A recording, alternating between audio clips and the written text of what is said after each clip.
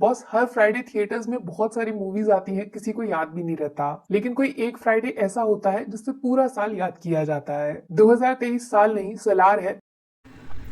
सुन लेते हैं पहले public review. Star, R for rebel star, A for action star, B for Bollywood का भी स्टार, एच फॉर हॉलीवुड का भी स्टार, ए फॉर वापस एक्टिंग स्टार और एस फॉर सुपर।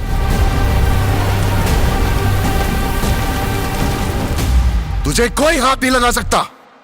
यार वर्धा और देवा की दोस्ती बचपन की, एक दूसरे पर जान छिड़कते हैं, फिर बिछड़ जाते हैं। जब बिछड़ते हैं तो बढ़िया बैकग्राउंड म्यूजिक आता है, एक गाना आता है और ये दोनों चाइल्ड आर्टिस्ट जो है एक नंबर की एक्टिंग करते हैं। फिल्म की शुरुआत में आपका दिन, उसके बाद कहानी आगे बढ़ती है, कई साल आगे बढ़ जाती है और फिर एक नया कैरेक्टर आता है। यूएस में, अमेरिका में कृष्णकांत नाम का आदमी, उसकी बेटी श्रुति हसन, वो आती है इंडिया। कुछ लोग उसको मारकर कृष्णकांत से बदला लेना चाहते हैं। वो लड़की शरण लेती है प्रभास के मम्मी के पास। प्रभास एक कोल माइंस में काम करता है और उस लड़की को सेव भी करता है उन दुश्मनों से। लेकिन प्रभास की मां चाहती है कि देवा उर्फ प्रभास कभी वायलेंस यानी हिंसा न करे, इसलिए एक सीन फिल्म में आएगा जहां पर उसके हाथ में यानी प्रभास के हाथ में वो प्लास्टिक का केक काटने वाला चाकू भी देखती है तो एकदम ज्यादा परेशान हो जाती है, डर जाती है। शायद प्रभास की मां का कोई पास्ट है जो उनको परेशान कर रहा है, इसलिए वो बेटे को खून खराबे से दूर रखना चाहती है। लेकिन बांध बनाकर आप नदी को तो रोक लोगे, लेकिन समंदर को कैसे रोकोगे?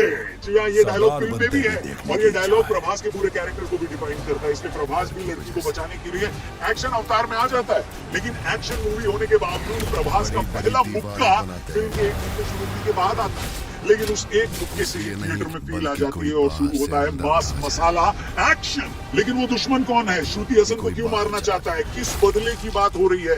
प्रभास और उसकी मां का पास्ट क्या है और इन सब का कांसार से क्या कनेक्शन है? ये सब के लिए आपको फिल्म देखनी पड़ेगी। मूवी के फर्स्ट हाफ में वो सब मिलेगा आपको जो ट्रेलर में नहीं मिला है।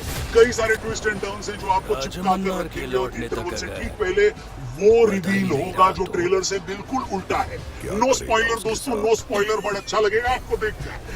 क्या 350 करोड़ वीकेंड तक कमा लेगी? क्या साला 250 करोड़ से ज्यादा डोमेस्टिक बॉक्स ऑफिस कलेक्शन कर पाएगी फर्स्ट वीक के एंड तक? इन सारे सवालों के और ऐसे कई सारे सवालों की बात करते हैं। सीज फायर की कहानी है सेकंड हाफ में और असली एक्शन इसी पार्ट में है।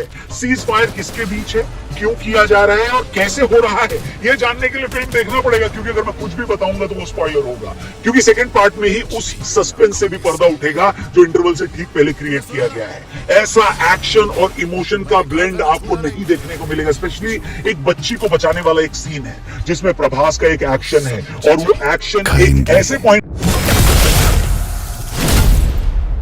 Request. Please.